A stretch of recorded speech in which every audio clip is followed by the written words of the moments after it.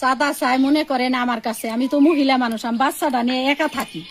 ওই আশফাক ভাইয়ের কয় আশফাক ভাই মানে হের মানে হুমকিতে মানে কয় হের মানে হে বিএমপি করে, আশফাক ভাই বলে ক্ষমতা দিয়ে দিছে হ্যাঁ গো, মানে কোন জায়গায় নতুন নতুন ঘর হয় কি হয় না হয় হেরা এসে সেরে তারপর হুমকি দিয়ে চাঁদা চায় আমার কাছে।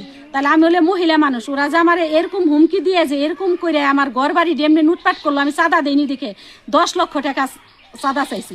পরে আমার আলমারি ভাঙ্গে আপনারা দেখেন ওই ছুরি ফেলাই ঠিক গেছে দৌড়াইয়ে, আলমারির কাজ কুচ ভাঙ্গে ওই যে গ্লাস ভাঙ্গে সেই টাকা আমার আলমারি থেকে টাকা দলিলপত্র কত নিয়ে গেছে, কাগজপাতি, তারপরে স্বর্ণমন্য যা ছিল সব নিয়ে গেছে। আমার গলায় 2টা চেন আসলো 2 মাইকুতের, তাও নিয়ে গেছে। চেন আমি দিতে চাই না, তারপরে আমার এখানে আমি দিতে চাই না, পরে আমার এখানে ওরা মানে মানে অস্ত্র নিয়ে আসলো, ওটাতে আমার এখানে ওরা আঘাত করছে।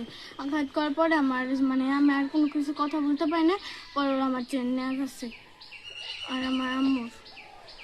তারপর আমাদের কাছে ফোন আসলো, ওরা ফোনও নিয়ে গেছে। পরে আমরা কাকিদের বাসায় গেছি, পরে পুলিশ এসে ওদের থামাইছে।